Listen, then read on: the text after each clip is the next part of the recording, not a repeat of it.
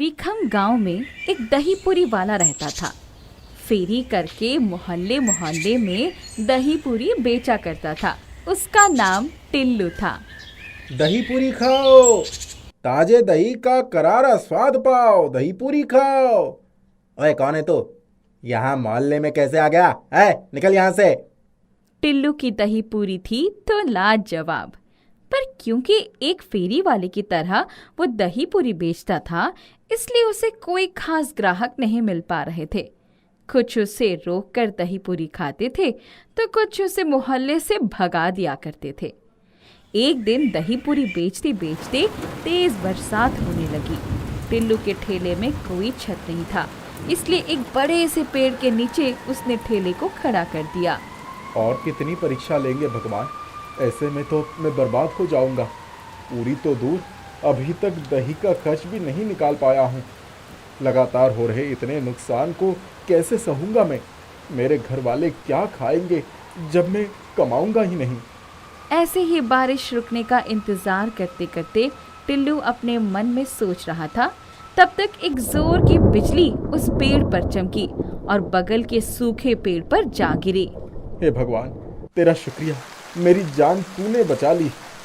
अचानक से बारिश और भी तेज हो गई। बौछार इतनी तेज थी कि टिल्लू और उसका ठेला दोनों लगभग भीग गए। ठेले पर रखा सारा दही पूरी का सामान बारिश के पानी से बर्बाद हो चुका था। यही बस होना बचा था, बर्बाद तो होना ही था। शायद आज ही वो आखिरी दिन था। टिल्लू रोते हुए अपनी किस्मत को कोसने लगा। बारिश रुक ही नहीं रही थी, तूफान की तरह तेज थी। रास्ता ठीक से दिखाई नहीं दे रहा था। रात हो चुकी थी। टिल्लू ठंड से बेहोश होकर उसी पेड़ से सटक कर लेट गया। टिल्लू बेहोश होकर रात भर पेड़ के नीचे लेटा रहा और बारिश रात भर होती रही। सुबह हुआ तो बारिश थम चुकी थी और लोगों ने टिल्लू को उठाकर अस्पताल में भर्ती करवा दिया था। मैं कहाँ हूँ? तुम अस्पताल में हो, पेड़ के नीचे बेहोश पड़े थे। गांव के लोगों ने तुम्हें यहाँ भर्ती करवाया है। मेरा दही पूरी तो बारिश में खराब हो चुका होगा। मेरा ठेला लेने मुझे जाना होगा।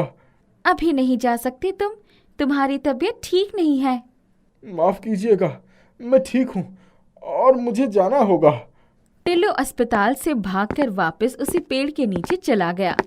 टिल्लू ने पेड़ के नीचे जाकर देखा कि उसका ठेला वहीं पड़ा है और उस पर रखी सारी दही पूरी फिर से ताजा हो चुकी है। ये चमत्कार कैसे हुआ? दही भी ताजा है और पूरी भी गर्म है। किसने किया इतना? अभी मन में सवाल उठ ही रहे थे, तभी भैया जल्दी बनाओ एक प्लेट दही पूरी। टिल्लू बिना कुछ सोचे समझे ग्राहक को दही पूरी बनाकर खिला दिया। एक ग्राहक के दही पूरी खाते ही, भैया हम लोगों को भी एक एक प्लेट खिलाओ। अभी लीजिए शानदार दही पूरी। ग्राहक खाकर टिल्लू की तारीफ करते गए। 3 ग्राहक जाने के बाद एक साथ 6 ग्राहक आए। उन्हें भी एक एक करके टिल्लू ने दही पूरी खिलाया और सब तारीफ करते हुए गए। जैसे जैसे ग्राहक दही पूरी खाते जाते थे, उनकी संख्या के 2 गुना ग्राहक अपने आप आ जाते थे। धीरे धीरे टिल्लू की सारी दही पूरी कुछ ही घंटों में खत्म हो गई। रात को जब टिल्लू अपने घर गया तो उसके घर वाले चिंतित थे। कहाँ चले गए थे? 2 दिन होने जा रहे थे। उस बरसात की रात से हमें कितनी चिंता हो रही थी। टिल्लू ने उस रात से लेकर अस्पताल पहुंचने तक और वापस ठेले पर जादू से दही पूरी वापस आ जाने तक की सारी कहानी अपनी पत्नी को बताई।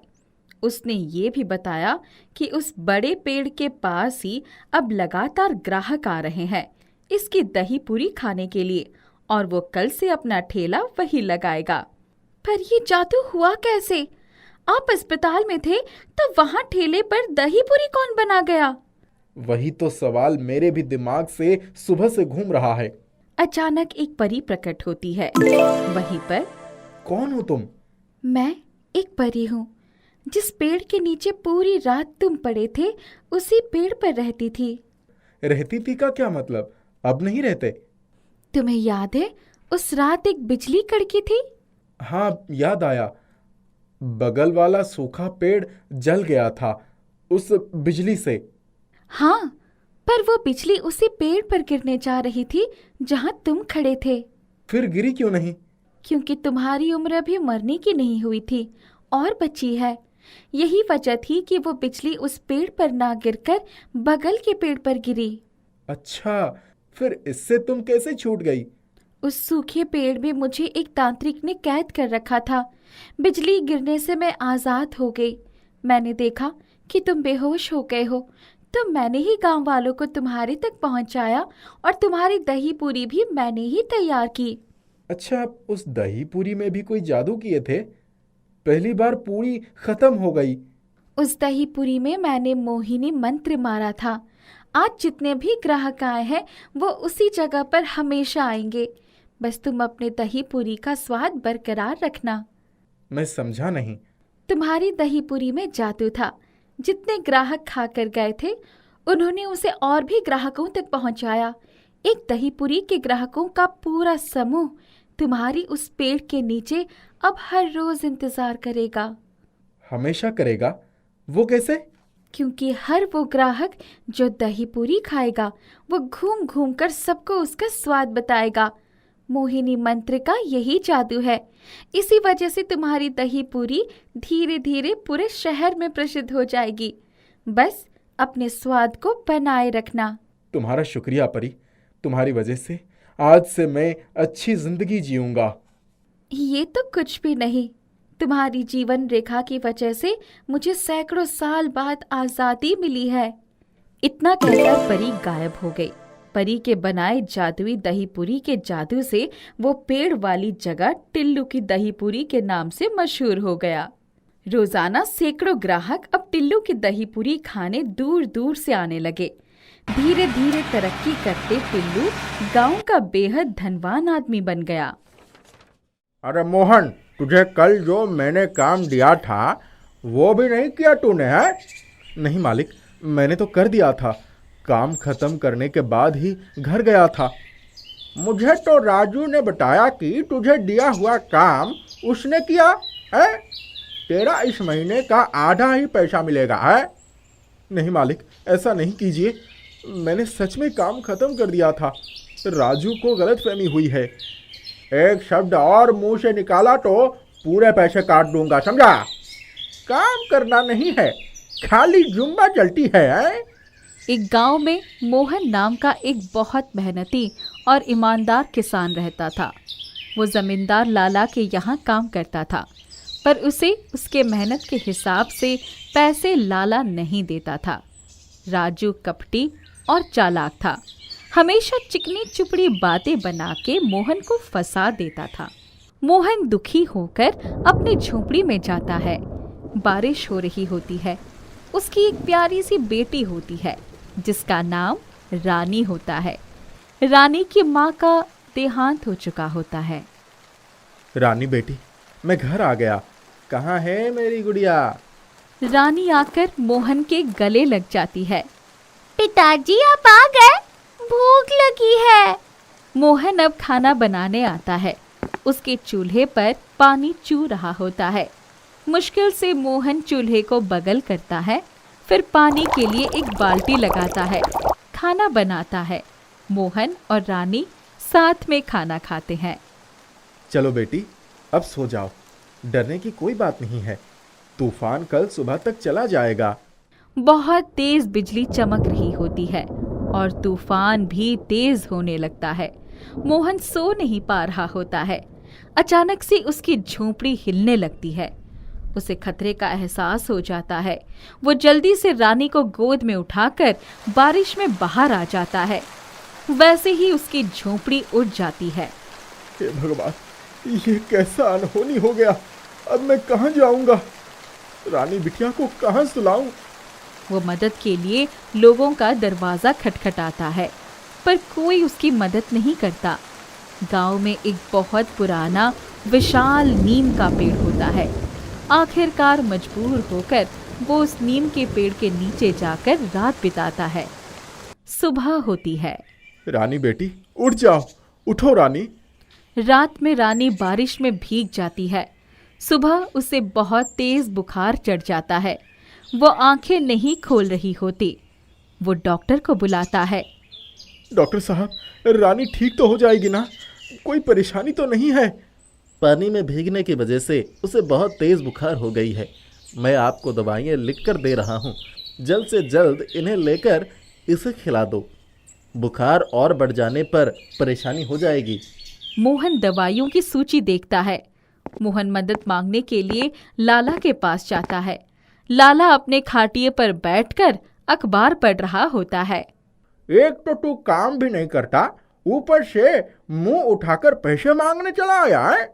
मेरे पास पैसे नहीं है, जा कहीं और भीख मांग। अरे हाँ, कल से काम पर मत आना है। तुम जैसे लोगों को मैं काम पर नहीं रखता। नहीं मालिक, थोड़ी दया कीजिए। मेरी बेटी का तबीयत सच में बहुत खराब है, रहम कीजिए मालिक। लाला उसकी एक बात नहीं सुनता, उसे काम से निकाल देता है और दुत्कार कर भगा देता है। मोहन निराश होकर वापस नीम के पेड़ के नीचे आ जाता है। वो रानी को पकड़कर रोने लगता है। तभी अचानक से नीम के पेड़ की जड़ के पास 2 रोटी आ जाती है। वो आश्चर्य में उनको देखता है। अरे, ये रोटी कहाँ से आई? अभी तो यहाँ नहीं थी। मानो कोई चमत्कार शक्ति यहाँ रख कर गई हो। इन्हें मैं रानी को खिलाता हूँ। मोहन उन रोटियों को रानी को खिलाता है। कुछ ही देर में रानी बिल्कुल ठीक हो जाती है। मोहन पेड़ को प्रणाम करता है। हे वृक्ष देवता, मैं आपको सत्य सत्य नमन करता हूँ। आपने मेरी बेटी की जान बचाई।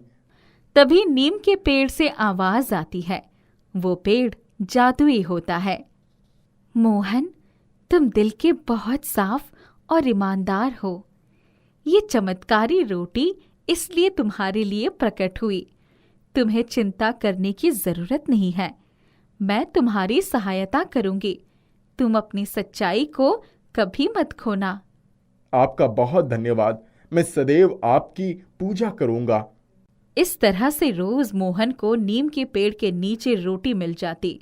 वो उसी पेड़ के नीचे छोटी सी छत लगाकर रहने लगे। नीम के पेड़ की जादुई रोटी खाकर मोहन और रानी बिल्कुल स्वस्थ हो जाते हैं। एक दिन मोहन पेड़ के नीचे बैठा होता है। एक अम्मा वहां से गुजर रही होती है। वो अचानक बेहोश हो जाती है। अरे बूढ़ी अम्मा को ये क्या हुआ? अम्मा, अम्मा! मोहन जल्दी से नीम के पेड़ के पास से रोटी लेकर अम्मा को खिलाता है। अचानक से वो उठ खड़ी होती है। अम्मा जी, आप ठीक तो हैं? अचानक से आपको क्या हो गया? आप गिर पड़ी?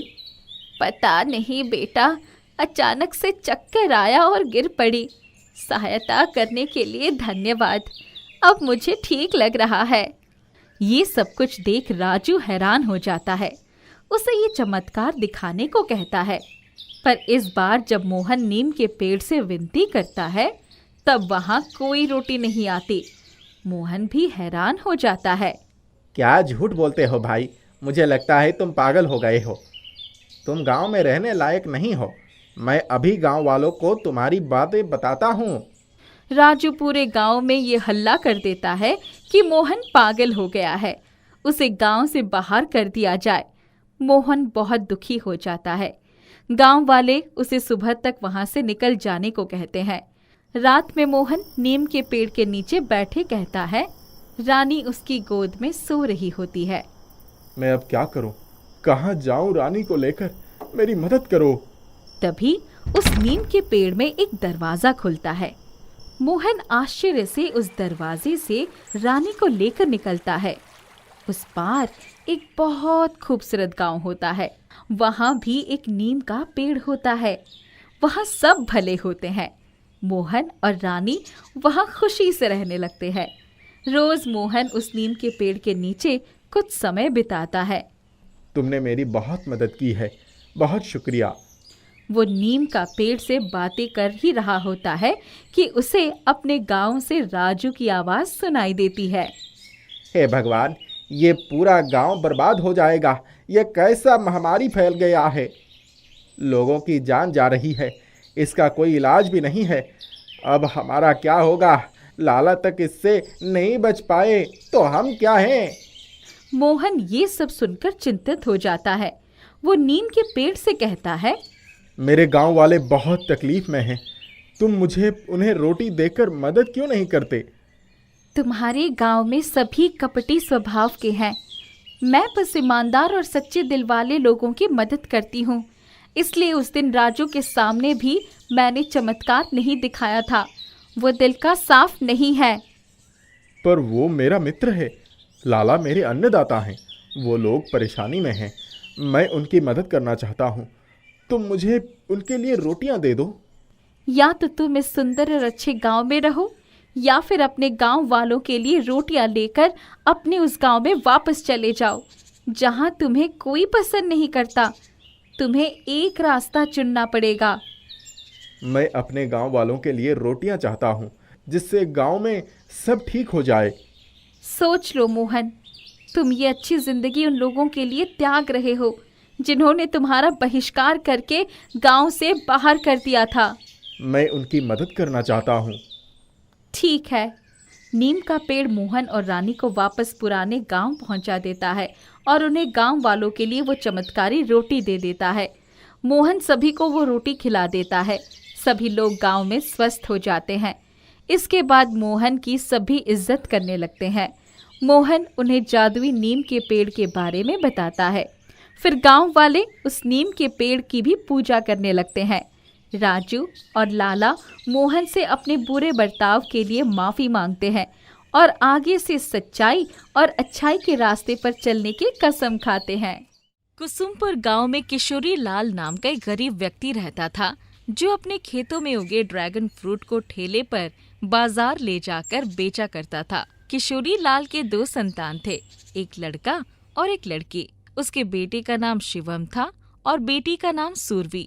उसकी बेटी सुरभि की गांव के प्रधान के बेटे के साथ शादी तय हुई थी। एक बार किशोरी लाल ने अपनी बेटी सुरभि को बुलाया और उससे कहने लगा, बेटी, तुम्हें दहेज में क्या चाहिए? पापा, मुझे तो बहुत सारी चीज चाहिए, जैसे ढेर सारे कपड़े, जेवर, और मैं चाहती हूँ कि मेरी शादी में विभिन्न प्रकार के पकवान भी बने। ठीक है मेरी बेटी, जैसा तू कहती है वैसा ही होगा। पर पिताजी, इन सब में तो ढेर सारे पैसे लगेंगे।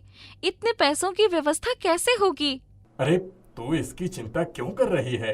तुम्हारी शादी के लिए तो मैंने पहले से ही पैसे जोड़ के रखे हैं। विवाह में किसी भी चीज की कोई कमी नहीं होगी। ये सुनकर सुरभि मुस्कुराते हुए अंदर चली जाती है।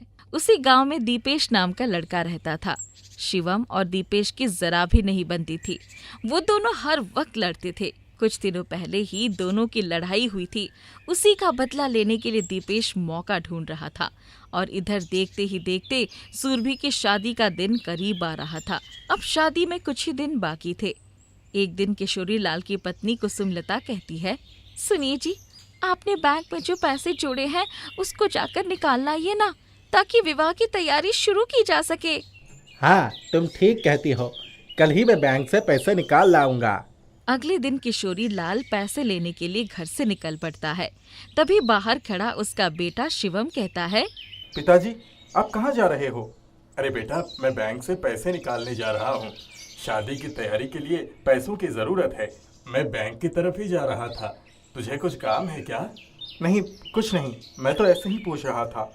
ये बात वहाँ खड़ा दीपेश का मित्र कमलेश सुन लेता है और दीपेश को जाकर सारी बातें बताता है। कमलेश, तूने तो ये बहुत अच्छा काम किया है। मैं तो कब से इस मौके का इंतजार कर रहा हूँ। कमलेश, कैसा हो? अगर हम शिवम के पिता से सारे पैसे छीन लें, ये शादी तो रुक ही जाएगी।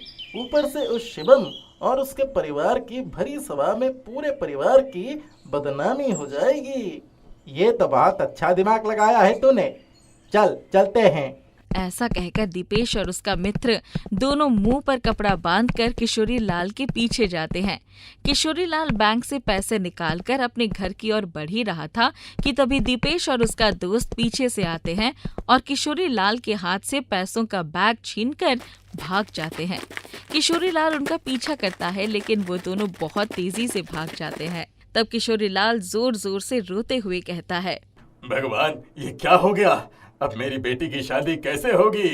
उधर किशोरी लाल के घर पर खुशी का माहौल छाया हुआ है। किशोरीलाल रोते रोते अपने घर पहुंचता है। किशोरीलाल को ऐसी हालत में देखकर सब चौंक जाते हैं और किशोरीलाल की पत्नी कुसुमलता घबराती हुई उससे पूछती है, क्या हुआ? आपकी ऐसी हालत कैसे हो गई और आप इतना रो क्यों रहे हो? लुट गए, हम बर्बाद हो गए। लुट गए? आप ये क्या कह रहे हो? मैं बैंक से पैसे लेकर आ ही रहा था कि दो लुटेरे मेरे पैसे लेकर भाग गए। हे राम, ये क्या हो गया? अब हमारी सुरभि की शादी कैसे होगी? कुसुमलता के चिल्लाते ही मेहमानों में हलचल मच गई और जैसे ही मेहमानों को सारी बातें पता चली, वो सारे अपने अपने घर चले गए। चारों तरफ गम का माहौल छा गया। किशोरीलाल से ये सब देखा नहीं जा रहा था और वो बाहर निकलकर अपने खेत की तरफ आ गया। किशोरीलाल वहां बैठकर जोर से रोता रहता है।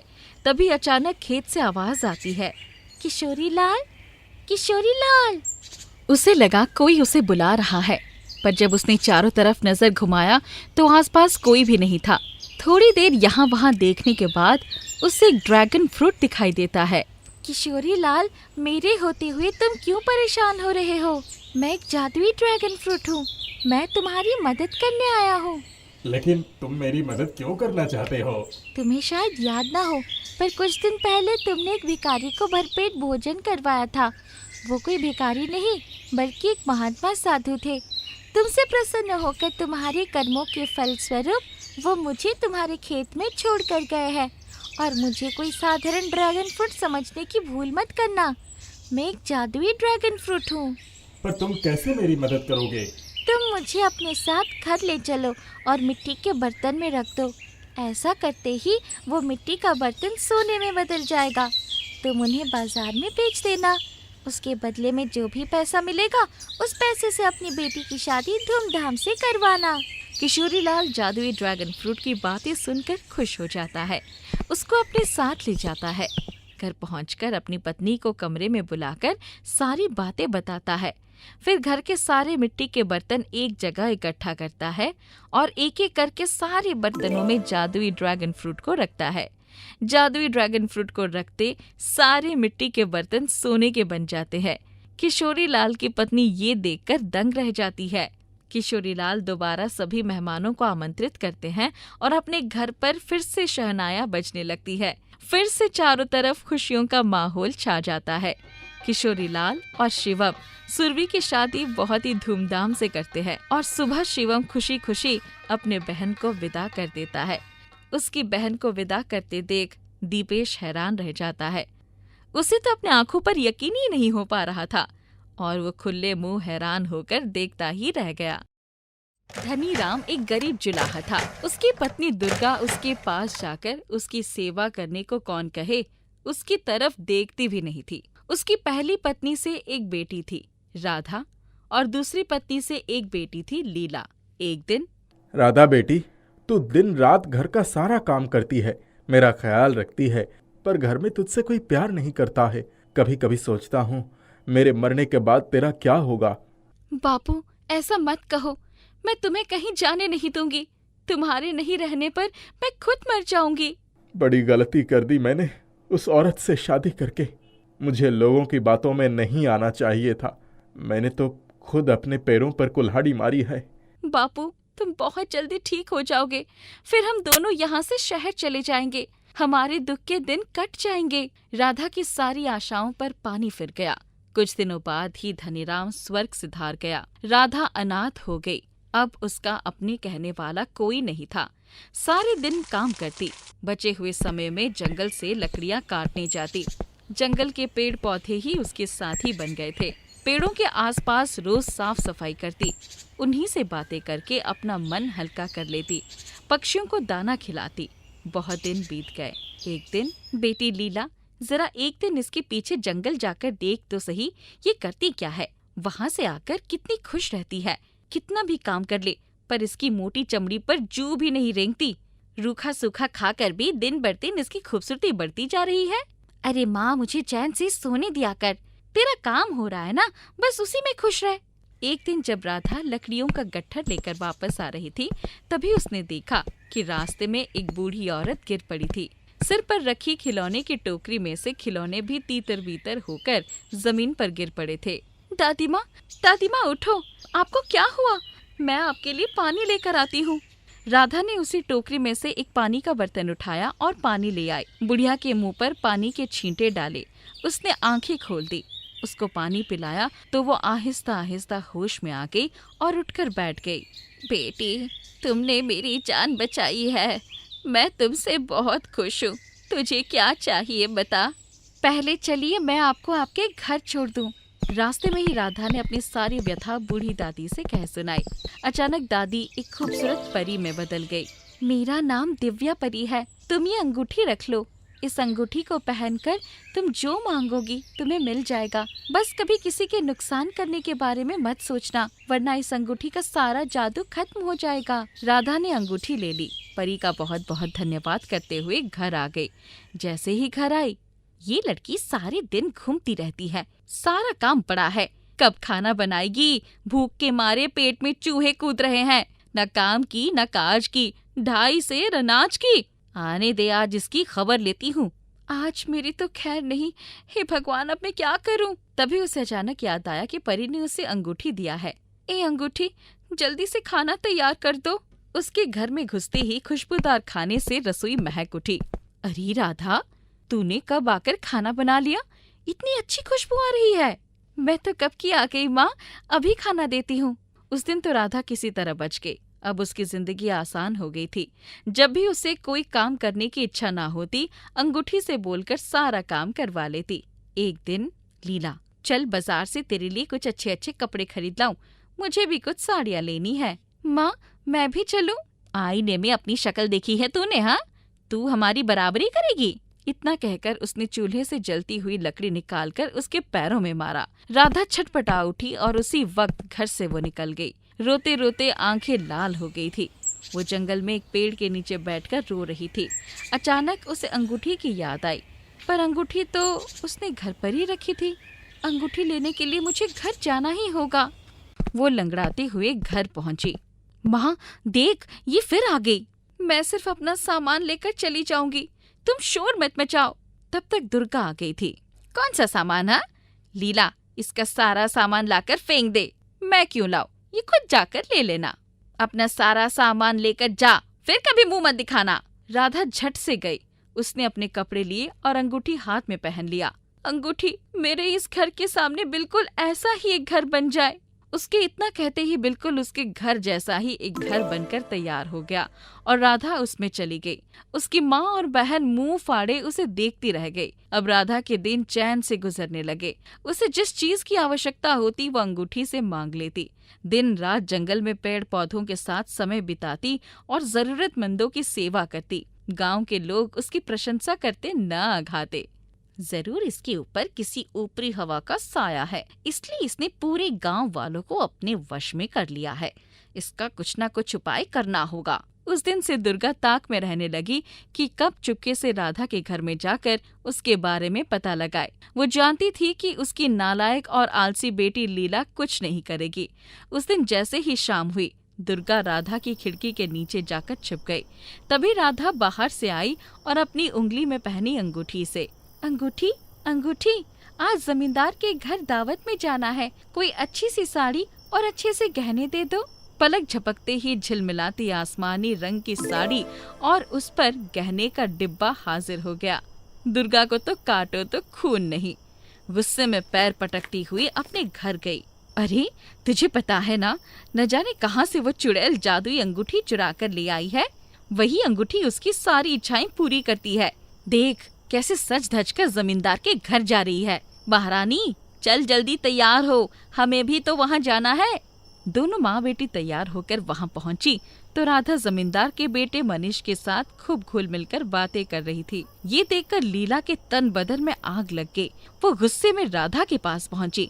राधा की बच्ची, तूने मेरी अंगूठी चुराई है, जल्दी से दे दे, वरना सबके सामने तेरी पोल खोल दूंगी। प्यारी बहन, तुम्हारी अंगूठी मैं क्यों चुराऊंगी? ये अंगूठी तुम्हारी उंगली में आएगी ही नहीं। पहन कर देखो। अंगूठी, अंगूठी, दिखा अपना कमाल। लीला ने जैसे ही अंगूठी पहननी चाही, उसके हाथ में बिजली का करंट जैसा लगा। उसने अंगूठी उठाकर फेंक दी। सभी लोग हंसने लगे। क्या हुआ? अंगूठी तो तुम्हारी थी, तुमने फेंका क्यों? ये जादू करनी है, इसलिए इसने अंगूठी में जादू कर दिया है। लीला, तुम दोनों माँ बेटी अभी निकल जाओ यहाँ से। मनीष ने अंगूठी उठाकर राधा को वापस दे दिया। दावत खत्म होने पर वो खुद ही उससे छोड़ने आया। उस दिन राधा बहुत खुश थी। उसकी आंख सुबह देर से खुली तो दरवाजे पर उसकी माँ की चीख पुकार सुनाई पड़ी। वो उसे बुलाने आई थी। वो भागी हुई घर गई तो देखा लीला की पूरी उंगली सूजकर लाल हो गई थी। अंगूठी अंगूठी, इस लीला की उंगली पहले जैसे कर दो। लीला की उंगली तुरंत ठीक हो गई। पर कहते हैं ना, चोर चोरी से जाए, हेरा फेरी से ना जाए। लीला ने लपक कर राधा की उंगली से अंगूठी निकाल ली। उसके हाथ में आते ही अंगूठी आग के गोले में बदल गई। लीला ने फिर अंगूठी फेंकना चाहा, पर अंगूठी उसके हाथ में ही चिपक गई। राधा, बचाओ मेरी बहन, अब से कभी ऐसा नहीं करूंगी, मुझे माफ कर दो। हमने हमेशा तुम्हें बहुत कष्ट दिया, तुम तो समझदार हो ना। राधा ने उसे क्षमा कर दिया और अंगूठी से प्रार्थना की कि वो वापस उसकी उंगली में आ जाए। अंगूठी राधा की उंगली में आ गई।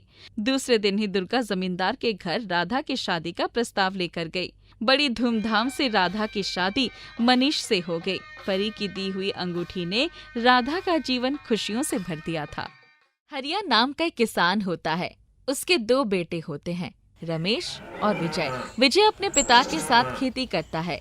रमेश बहुत आलसी स्वभाव का होता है और विजय बहुत ही मेहनती होता है। उनके पास एक ही जमीन का टुकड़ा होता है। बीमारी के कारण हरिया की मौत हो जाती है। पिता के मरने के बाद दोनों भाई के हिस्से में वही एक जमीन आती है। रमेश की पत्नी रेखा विजय को बिल्कुल पसंद नहीं करती थी और कहती है, आपने विजय को जमीन में आधा हिस्सा क्यों दिया? इस जमीन पर सिर्फ हमारा अधिकार है। आखिरी दिनों में मैंने पिताजी की कितनी सेवा की थी। ये मेरा फैसला नहीं है, ये बंटवारा पिताजी करके गए हैं। उन्होंने दोनों को इस जमीन का आधा आधा हिस्सा लेने को कहा था। दोनों भाई में जमीन का बंटवारा हो जाता है। रमेश अपनी पत्नी के साथ शहर रहने चला जाता है। वो वहाँ अच्छा जीवन बिता रहा होता है। दूसरी ओर विजय बहुत गरीबी में अपने दिन बिता रहा होता है। एक दिन गांव के सरपंच उसकी झोपड़ी के बाहर आते हैं और कहते हैं, अरे ओ विजय, बाहर आ। आवाज सुनकर विजय बाहर आता है और हाथ जोड़कर कहता है, क्या हुआ मालिक, आप और यहाँ कैसे? तुम्हारे भाई ने तुम्हारे पिताजी के इलाज के लिए मुझसे पैसे उधार लिए थे। उसने पैसे मुझे चुकाए भी नहीं और यहाँ से चला गया। और मुझे आज ही मालूम हुआ कि उसने उसके हिस्से की ज़मीन भी बेच ली है। इसीलिए अब तू उसका कर्ज चुका या फिर अपनी ये ज़मीन मुझे दे दे। सरपंच की बात सुनकर विजय को यकीन नहीं होता है कि उसके बड़े भाई ने ऐसा किया, पर उसके पास सिर्फ वो एक जमीन का टुकड़ा होता है और वो सरपंच से कहता है, सरपंच जी, मेरे पास सिर्फ ये एक ही ज़मीन का टुकड़ा है, इसे मुझसे ना लें, मैं खेती करके आपका सारा कर्जा चुका दूंगा। उसकी बात सुनकर सरपंच हंसने लगते हैं और कहते हैं, लगता है तुम सच में बहुत बेवकूफ़ हो, इसीलिए तुम्हारे भाई ने तुम्हें बेवकूफ़ बना दिया है। सरपंच की बात विजय को समझ नहीं आती है और आप ऐसा क्यों कह रहे हैं? अरे तुम्हारे भाई ने तुम्हें बंजर ज़मीन का हिस्सा दिया है। इस ज़मीन पर कभी भी खेती नहीं हुई है। क्या ये बात तुम्हें पता नहीं है? विजय को फिर से एक और झटका लगता है। विजय हिम्मत करते हुए बोलता है, सरपंच जी, मैं एक किसान का बेटा हूँ, मैं इस ज़मीन पर खेती करके दिखाऊंगा। विजय को कुछ महीने का वक्त देकर सरपंच वहां से चला जाता है। दूसरी ओर अब तो खुश हो ना? अब समझ आया मैंने उसे वो ज़मीन का टुकड़ा क्यों दिया था। मान गए आपके दिमाग को। उधर विजय परेशान होकर अपनी जमीन के टुकड़े के पास आकर बैठ जाता है। तभी वहां से कुसुम नाम की लड़की रोते हुए जा रही होती है। उसे देखकर, तुम्हें क्या हुआ? तुम रो क्यों रही हो? मेरी चाची ने मुझे घर से निकाल दिया और इस दुनिया में मेरा कोई नहीं है। उसकी बात सुनकर, अगर तुम चाहो तो मेरी टूटी झोंपड़ी में मेरे साथ रह सकती हो। उसके बाद कुसुम विजय के घर चली जाती है। अगले दिन दोनों मंदिर में शादी कर लेते हैं। विजय उसे अपनी जमीन और कर्ज के बारे में सब बताता है। ये सब सुनकर, आप चिंता मत करो, हम दोनों खूब मेहनत करके उस जमीन पर सब्जियां उगाकर दिखाएंगे। उसकी बात सुनकर। पर कैसे? मेरे पास तो खाने को भी पैसे नहीं हैं, तो मैं बीज और खाद कहाँ से लाऊं? विजय की बात सुनकर कुसुम अपने कानों से अपनी बाली निकालती है और कहती है, ये माँ पिता की आखिरी निशानी है, आप इसे बेचकर पैसा ले आओ। नहीं, मैं ऐसा नहीं कर सकता। कुसुम विजय को काफी समझाती है। आखिर विजय मान जाता है और सरपंच के यहाँ वो कान की बाली गिरवी रखकर कुछ पैसे उधार ले आता है। उसके बाद वो कुसुम के साथ जाकर कुछ सब्जियों के बीज और खाद ले आता है। अगले दिन दोनों मिलकर पूरे दिन खेतों में फावड़ा चलाते हैं और विजय पूरे खेतों में सिंचाई करता है। दोनों दिन रात एक कर देते हैं। दोनों उस जमीन पर अलग अलग सब्जियों के बीज लगा देते हैं। कुछ ही दिनों में विजय के जमीन से सब्जियां उगने लगती है। ये सब देखकर कुसुम, देखो, हमारे खेत में सब्जियां उगने लगी हैं। कुसुम भी भाग भाग कर आती है। देखती है कि सब्जियां उगना शुरू हो गई है। ये सब देखकर दोनों बहुत खुश हो जाते हैं। उसके कुछ दिनों दोनों सब्जियों को बाजार में ले जाकर बेच देते हैं। सब्जियों की गुणवत्ता अच्छी होने के कारण सारी सब्जियां बिक जाती है। आमदनी काफी अच्छी होने लगती है। देखते ही देखते विजय सरपंच के सारे पैसा चुका देता है और अपनी पत्नी के कान की बालियां भी छुड़ा लेता है। ये सब देखकर विजय, किसी ने सच कहा है, मेहनत करके हम कुछ भी कर सकते हैं। तुमने अपनी मेहनत से एक जमीन पर खेती करके ये साबित कर दिया, वो भी एक बंजर जमीन पर। उसके बाद सरपंच खुश होकर उसे अपनी कुछ जमीन पर भी खेती का काम दे देते हैं। विजय कड़ी मेहनत के साथ ऐसे ही काम करते रहता है। कुछ ही सालों में वो काफी अमीर आदमी बन जाता है।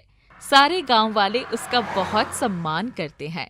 दूसरी ओर रमेश का शहर में नौकरी छूट जाती है और वो काफी समय से बेरोजगार चल रहा होता है, जिसकी वजह से एक दिन, कितने दिन हो गए, तुम्हें न जाने कब नौकरी मिलेगी। मैं ऐसे नहीं रह सकती हूँ। मैं अपने माता पिता के घर जा रही हूँ। रेखा रमेश को छोड़कर वहां से चली जाती है।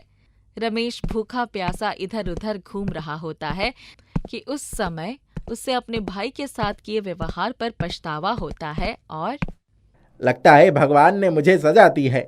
मैंने अपने भाई को बेवकूफ़ बनाया। एक बार गांव जाकर उससे माफ़ी मांग लेता हूँ। अगले दिन रमेश गांव पहुंचता है। गांव वाले उसे देखकर बातें करने लगते हैं। रमेश सीधे अपनी टूटी झोंपड़ी के पास जाता है और बहुत हैरान हो जाता है। वहां पर टूटी झोंपड़ी की जगह एक बहुत बड़ा घर होता है। बड़ी सी गाड़ी होती है। इतने में घर के अंदर से विजय कुसुम के साथ निकलता है। विजय ने बहुत अच्छे कपड़े पहन रखे होते हैं। ये सब देखकर अरे, विजय कैसे इतना अमीर बन गया? इतने अच्छे कपड़े, गाड़ियाँ और घर कहाँ से आया? तभी विजय देखता है कि दरवाजे पर उसका बड़ा भाई खड़ा है। उसे देखकर भैया, आप और यहाँ, ये आपने अपनी कैसी हालत बना रखी है? रमेश अपने भाई से माफी मांगता है और उसे सारी बातें बताता है। उसकी बात सुनकर भैया, मुझ गरीब किसान को ज़मीन के टुकड़े ने ही इतना अमीर बनाया है, जिसे आपने बंजर और बेकार समझकर मुझे दे दिया था। रमेश फिर से माफी मांगता है। उसके बाद तीनों खुशी खुशी रहने लगते हैं।